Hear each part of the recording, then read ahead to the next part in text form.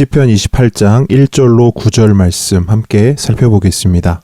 오늘 본문은 다윗의 시로서 하나님의 침묵에도 불구하고 끝까지 부르짖는 탄식 기도와 공동체를 위한 중보 기도에 대해 말씀합니다.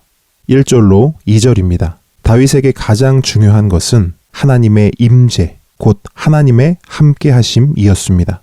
그런 그에게 하나님의 침묵은 도무지 견딜 수 없는 고통이었고 그 고통은 마치 무덤에 내려가는 고통과 같았습니다.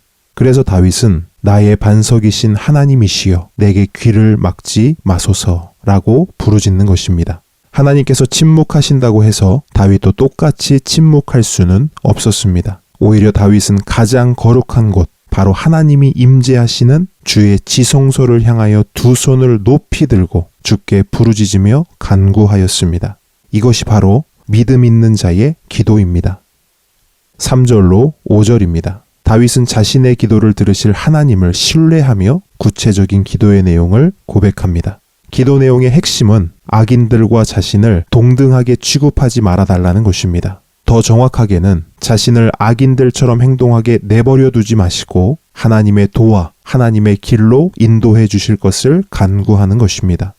악인들의 특징은 무엇입니까? 첫째, 그들은 겉과 속이 다릅니다. 겉으로는 평화를 말하지만 속으로는 악독을 품고 있습니다. 둘째, 각 사람이 행한 대로 심판하시는 하나님에 대해 알지 못합니다. 그래서 자신들의 악행과 죄에 대해 둔감합니다.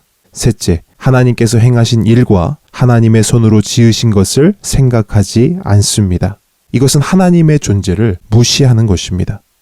악인들은 이러한 특징을 가지고 있기에 하나님께서는 그들을 파괴하고 다시는 일어서지 못하도록 심판하실 것입니다. 6절로 7절입니다. 다윗은 자신의 기도에 응답하실 하나님을 찬양합니다. 여호와는 나의 힘과 나의 방패이시니 내 마음이 그를 의지하여 도움을 얻었도다. 그러므로 내 마음이 크게 기뻐하며 내 노래로 그를 찬송하리로다. 아멘. 아직 눈에 보이는 실제적인 움직임이나 변화는 없습니다.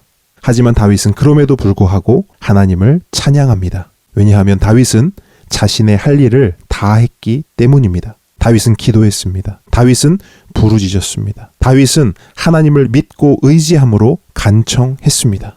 그렇다면 이제 다윗은 기대하고 기다리기만 하면 됩니다. 하나님께서 행하시고 하나님께서 응답하실 것이기 때문입니다. 8절로 9절입니다. 다윗의 기도는 개인적 기도에 머물지 않고 공동체를 위한 기도로 나아갑니다. 자신이 경험한 하나님을 공동체와 함께 누리고 싶었기 때문입니다. 그래서 다윗은 여호와 하나님을 나의 힘, 나의 구원의 요새, 나의 목자일 뿐 아니라 그들의 힘, 그들의 구원의 요새, 그들의 목자라고 선언합니다. 자신을 구원하시고 복주시며 인도하시는 하나님의 은혜와 사랑이 공동체에도 흘러가기를 간절히 원한 것입니다. 이처럼 우리의 기도도 개인적 기도에만 머물지 않고 공동체를 위한 기도로 나아가야 하겠습니다. 오늘의 묵상 질문입니다. 다윗은 하나님의 침묵 앞에서 실망하고 좌절했습니다. 하지만 실망과 좌절에 매몰되지는 않았습니다. 오히려 더 적극적으로 하나님의 응답과 도우심을 부르짖었습니다. 하나님의 함께 하심과 하나님의 응답을 듣기 위해 거룩한 곳 지성소를 향하여 두 손을 높이 들고 하나님께 간청했습니다. 그리고 결국 응답하실 것을 확신하며 하나님을 찬양했습니다. 이처럼 기도의 응답은 하나님을 끝까지 신뢰하는 자가 받는 것입니다. 또한 하나님의 일하심은 하나님께 부르짖고 하나님의 음성에 귀를 기울이는 자가 경험하게 되는 것입니다.